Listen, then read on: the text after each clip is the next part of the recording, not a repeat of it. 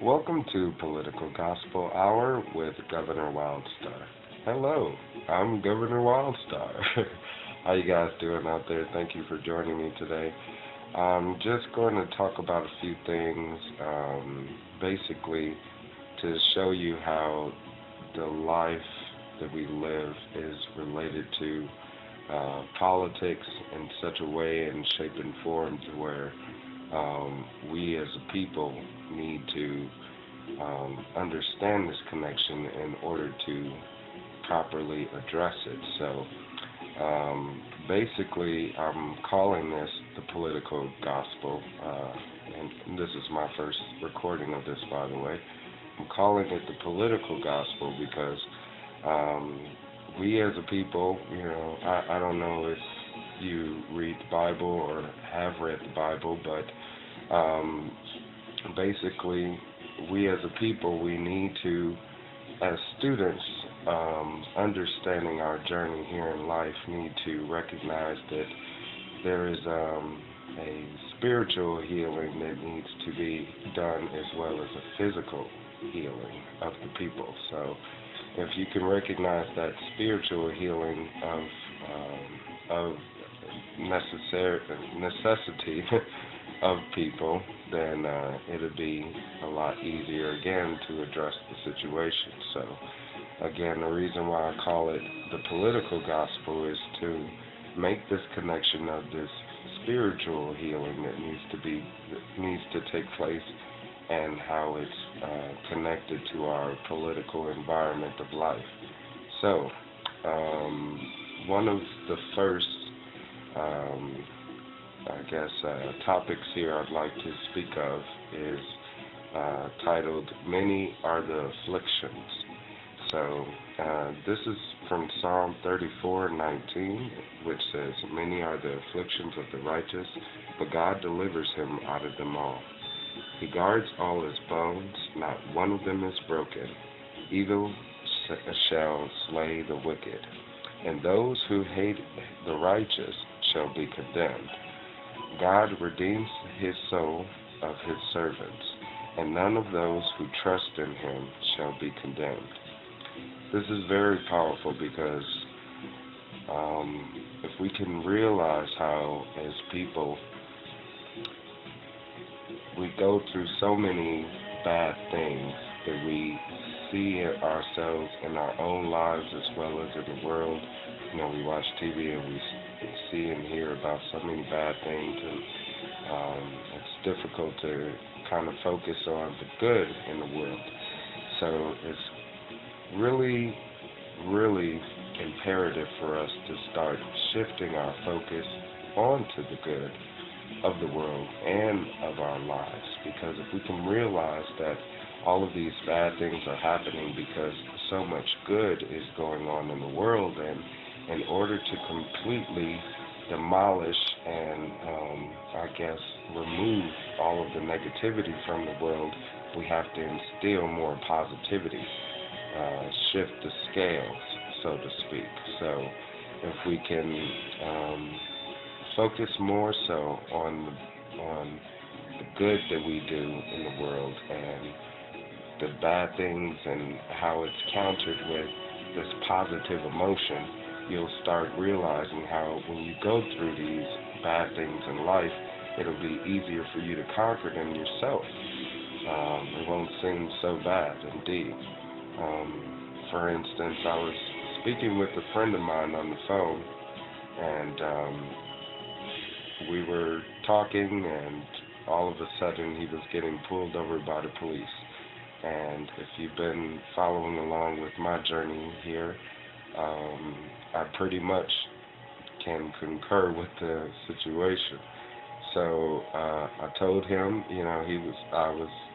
that I was going to record the call, which I started doing, and the police officer pulled him over, and he was asking him for his license and registration, and he's nervous.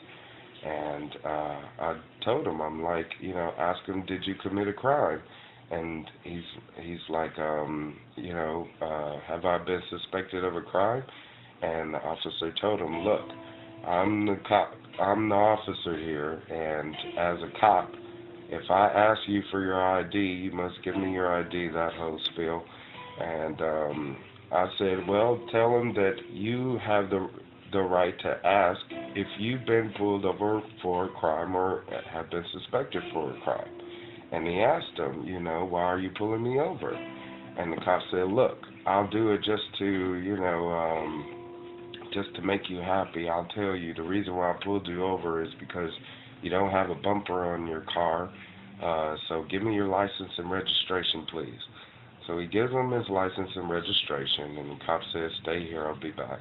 And he leaves, and he tells me, that he had me on speakerphone pretty much, which is why I think the cop sort of bent to his will, but he also informed me that he had a warrant out, over some driving infraction, driving without a license, about 2 years or so ago. So it's really awful because that led to his arrest that day. His car pretty much, ended up being left on the side of the road, and but he got out that same day, luckily, thank God.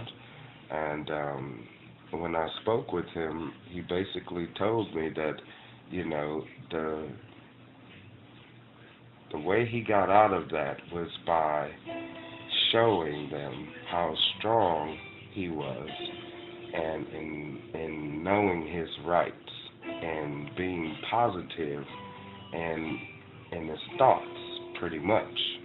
And that led to their scramble to try to figure out how to deal with the situation, because with him pretty much saying that he had legal representation and that this would lead to their demise, lawsuits, etc., they pretty much let him go within about 5 hours instead of keeping him, overnight and over the weekend, etc., like they usually do. So that was a great deal to hear, and that's what I mean about how we as people have these problems that happen in our own personal life. And again, if we can focus on the positive side and the protective armor that God provides, then that would definitely, escape us from those troubles. So,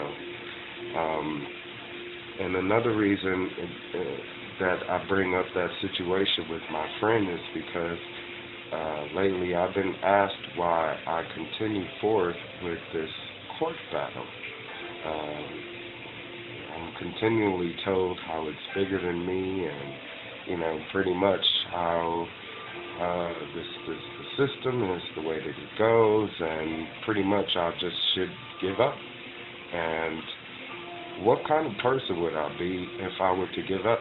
What kind of person would I be to myself, to my wife, to my future child, to my family, to my friends? Or God willing, future child, definitely. I don't have children, by the way, nor am I expecting. Lady Wildstar likes that. Yes. But what kind of person would I be if I were to give up? And especially knowing that my faith in God is a lot stronger than my faith in the courts. And that's what really drives me to continue forth with this, is because I believe in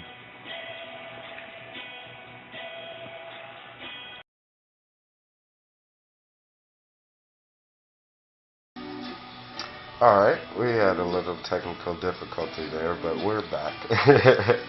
Alright, so I think I left off talking about how my faith in God is a lot stronger than my faith in the courts, which it indeed is, and which is why I believe in the end I will be victorious. No matter how long they go ahead and drag this out, I will continue my journey, and I will continue to strive to show them how they are incorrect in pursuing me as a criminal, as if I've done something wrong, and we need to start thinking about how the system has shifted our focus to believe that somebody that is operating a vehicle wisely without endangering anyone else could be penalized or punished just for having or not having a driver's license.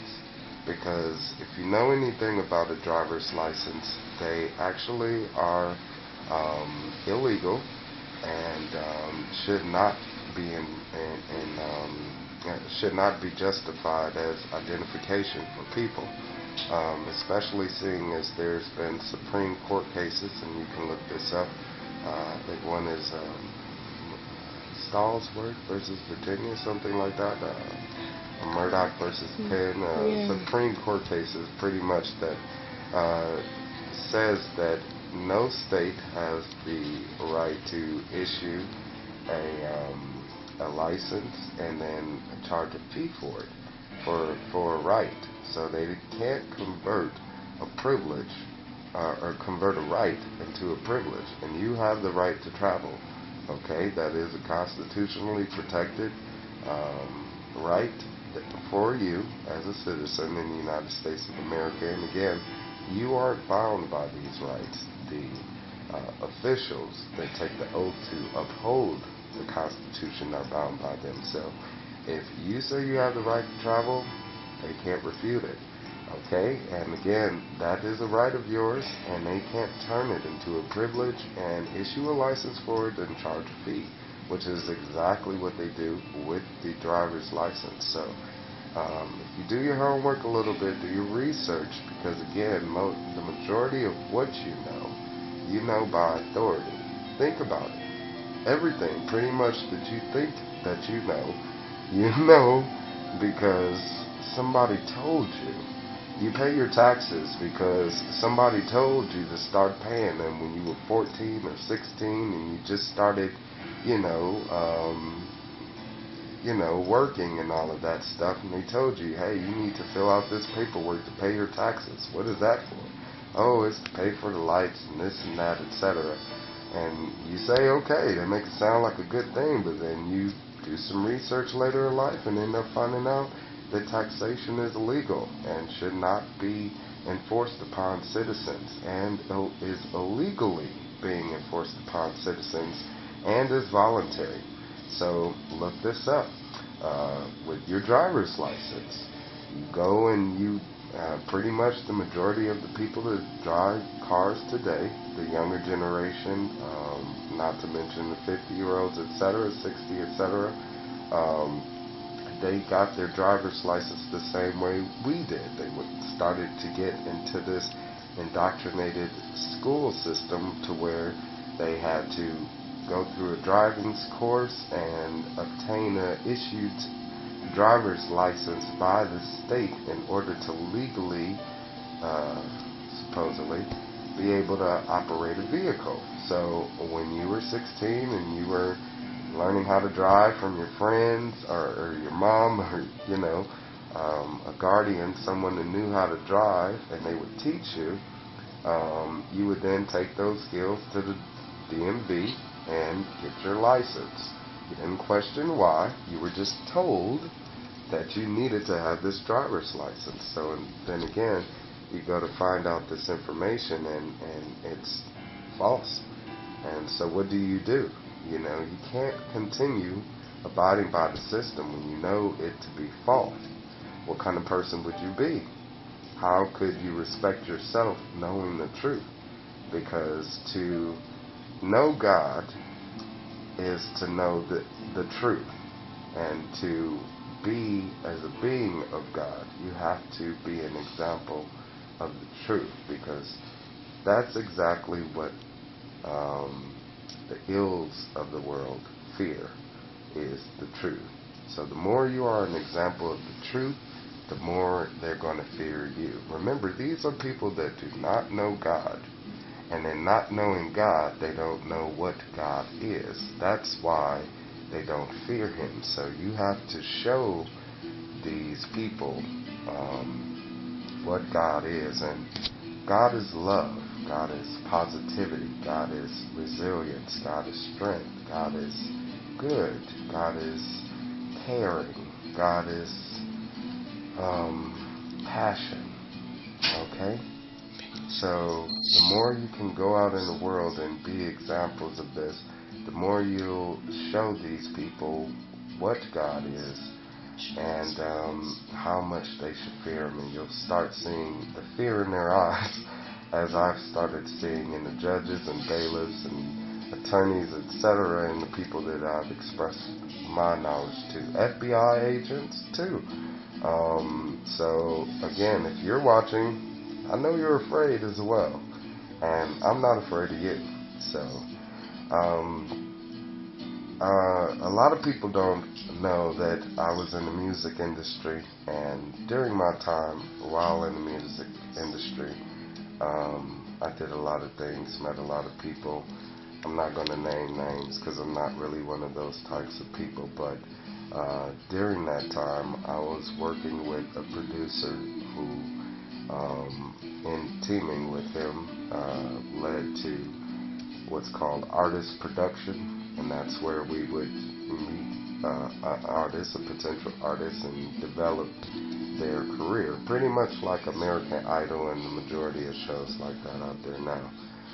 They take a talent and develop their character and put them out there, etc.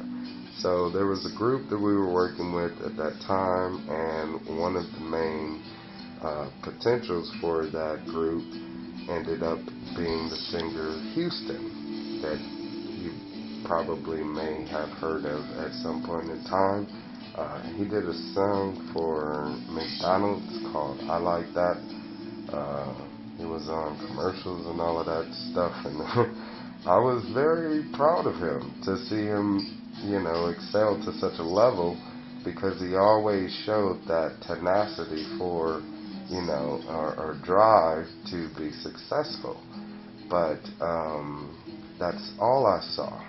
And being a spiritual person, I knew that being in the industry, you must again be spiritually healed and sound in order to go throughout that career with your mind and soul intact.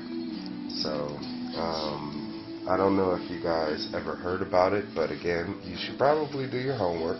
But Houston then, he was on tour. He had a song with Nate Dogg and all of this stuff. They were on tour. And I think he was overseas somewhere, and he ended up gouging his eye out, okay? And pretty much that was the end of his career right there. And a lot of people tried to figure out why this would happen, and we have to cut for a second, but I'll pick up there.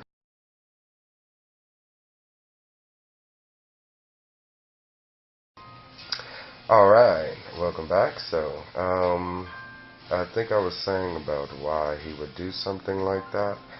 A lot of people were wondering, how a successful musician will get to the point to where they will want to gouge their eye out. And I myself, of course, wondered the same thing, especially personally knowing him.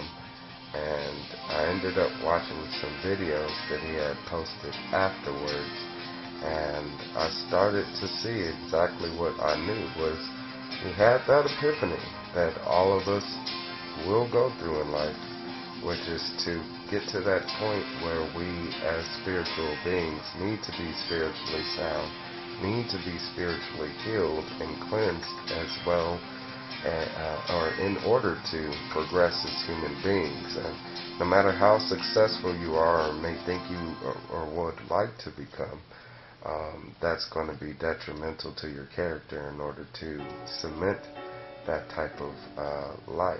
So just moving forward,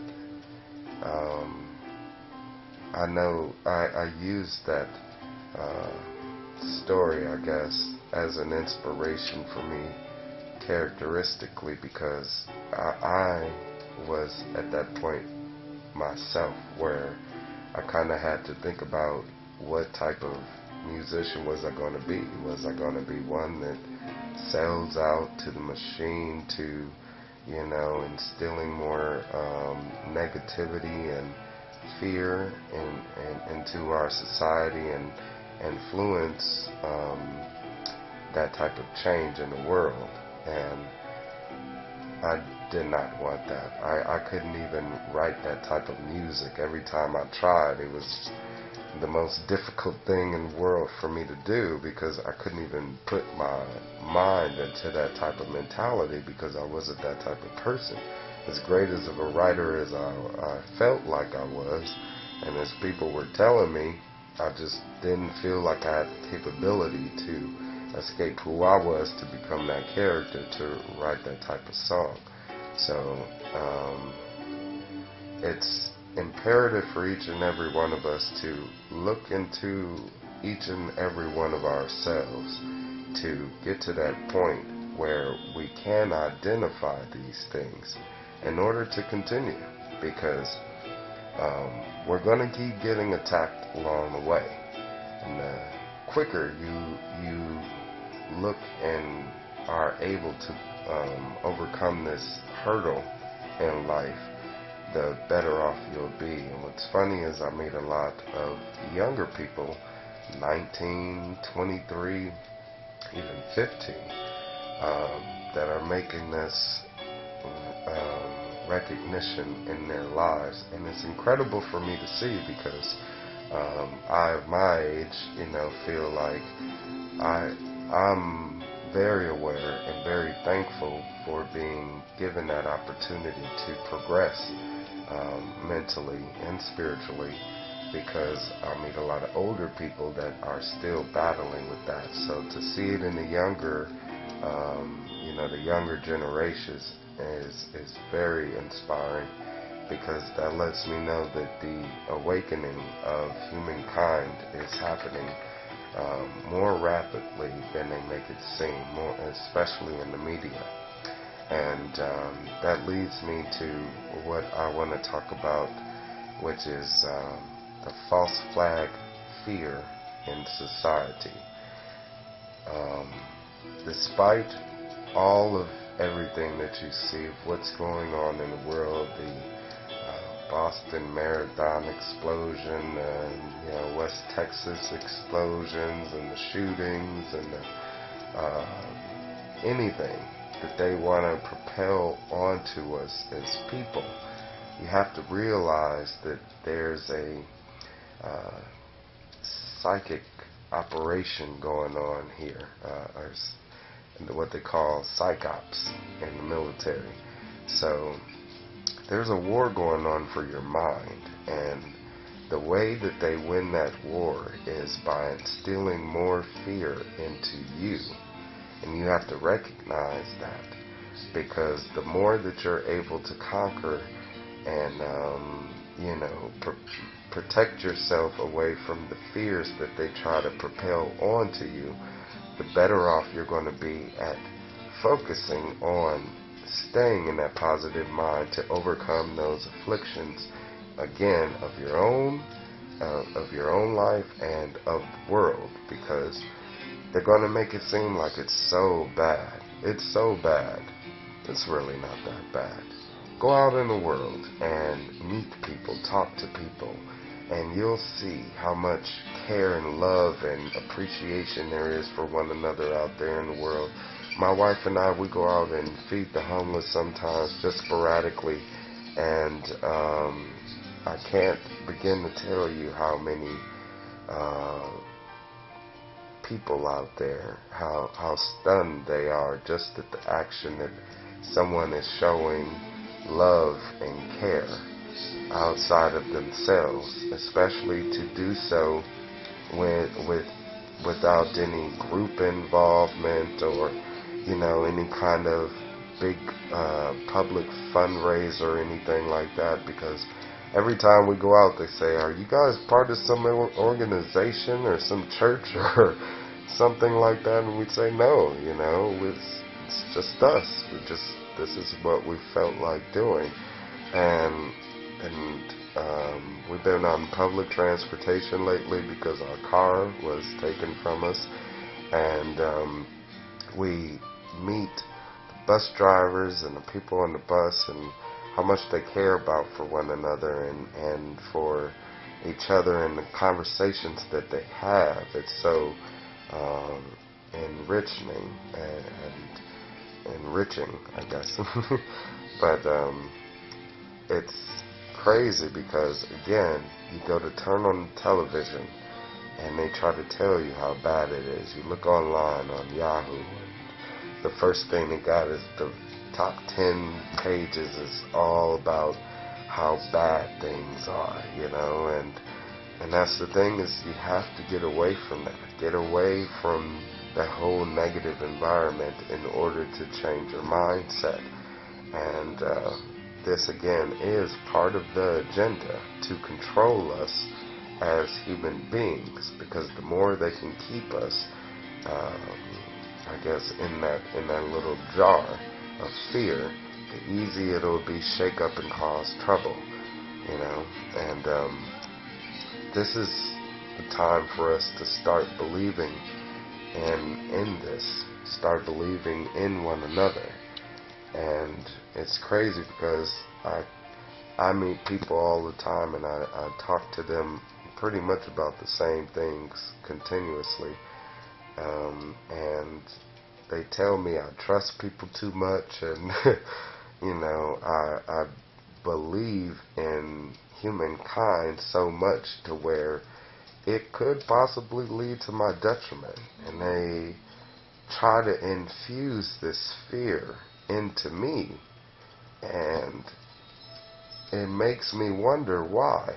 And I ask them why, and I present the question to them about how what they're saying to me could be interpreted as a blockade to prevent me from achieving these things.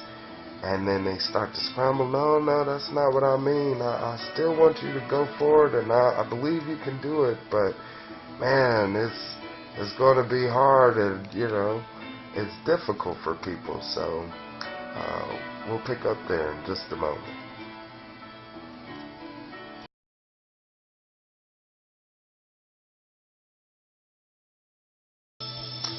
Okay, so if we trust people too much, or don't trust them enough, then what's the point? What are we here for? If there isn't any hope for humanity, then why continue to strive forth with living and wanting better in life? Because if things are so bad and so you know, so much built up to be to our detriment, then how much hope do we have? And it makes me reflect back on the election of Barack Obama, and when he first ran, and how his campaign was running on the notion of instilling hope into us as people. And it was crazy because at first I didn't believe such a thing could happen, of course, with it being me, myself, dealing with my own racial hurdles in life. I didn't think a black man could become president. I didn't think it would happen in such a quick scale. I knew it could happen some point in time in the future, but maybe not so, you know, quick, of course. So to watch it happen so quickly, and to see how it happened was a whole nother story. Because what made me more so hopeful about him becoming president was people. I saw so many people of different walks of life, different faiths, different you know, sexualities, different ideals, different ideologies, different philosophies, different whatever, colors, it didn't matter. They all had this gleam in their eye, which was they had that hope in humankind to rise up out of the oppression that we all have in life, that bubble that we seem to feel, you know, engulfed by. So it's crazy because we looked at him to be that silver to this cloud over us, and it seemed like he got engulfed in that cloud himself. So within that engulfment, so with our hope as humanity. So I talk to people, and they have no faith in the voting system anymore. They have no faith in politicians and believing that they would change the system or even have the ability to, or people in each other. They say, you know, why would I go and vote? Who's going to vote? You know, who is there to vote and vote for? So they just don't have that energy that was once there, and to watch it deflate and be one that looks to that for inspiration is disheartening. So at the same time, I have to use that and not revel on it too much to pretty much overcome it to achieve what I need to, and that's gaining back that confidence in people to believe in me, and so much so to where they can start believing in a political system to put someone in office that is capable of that change, is capable of instilling that hope back into humanity. So I look to be exactly that, and I hope anyone out there that is watching this video is feeling just a little bit of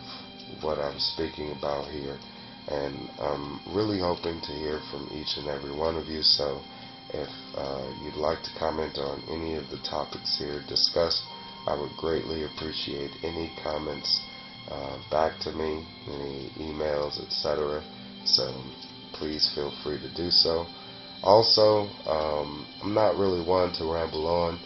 I don't really have a script for this, just so you know. So if I seem like I may have ran on tangents at times, please forgive me. I don't work off a teleprompter, and just to let you know that this is what it's all about. It's about speaking from the heart. And the one thing about these politicians is they have everything scripted and they run off of teleprompters, and the difference between being a man of God and a man of man is a man of God will have the ability to speak from the heart truthfully, honestly, and straightforwardly, and be able to express himself in such a manner to where he's able to communicate with the people that he's trying to connect with. So I hope that that's being interpreted more so from this conversation. I do have a quick note sheet. That's it. Not really much, just more so, you know, I guess just like an outline of topics to keep me on point with the conversation. But I look forward to speaking with you guys more. This is the first political gospel conversation with Governor Wildstar, and hopefully it will be the first of many to come. So I look forward to hearing from each and every one of you, and please, if you can, just make sure that you visit the website, which is governorwildstar.com. I'm doing my best to keep everyone up to date as much as possible with what's going on in court, as well as what's going on with the campaign in general, and doing my best to get more involved with the community. So if there's any events out there in California that someone would like to invite me to, I'd be more than happy to attend. My schedule and calendar is completely open, so please contact me. I'd be happy to speak with you further about making an appearance. So also, please join me on Twitter. I go hard on Twitter all day. So the majority of the information that I I guess, share with the public with regards to what's current events, etc. I make accessible through my Twitter feed. So if you go to twitter.com/TheRealCueBall or look up Governor Wildstar on Twitter, you'll find me, as well as on Ustream and on YouTube. If you look at my YouTube channel, I have all of these videos, and we'll keep track for you with all of these videos, and do my best to keep them updated on the website as well. It's really hard to maintain it. It's pretty much myself and a few friends, so if there's any other people out there that are listening to this video and would like to volunteer their services, it would be greatly appreciated. This is a grassroots organization. It's just us, just regular people. We don't have millions and trillions of dollars. We pretty much are jump starting this campaign and collecting money from ourselves and friends to fund things the old-fashioned way. And that's how we're going to win, the old-fashioned way. Getting out there, meeting the people, rubbing elbows, shaking hands, hugging, showing love to the people and letting them know that I'm a person just like you. I don't have a political agenda. I'm not I don't even have a political history. So this will be my first time as a politician, and the reason why I know I'll be better at it than any other politician is because I will stay true to exactly what I'm saying to you. So I look forward to speaking with each and every one of you soon. Thank you very much for your time. I love each and every one of you, and may the light of liberty and God shine upon each and every one of you.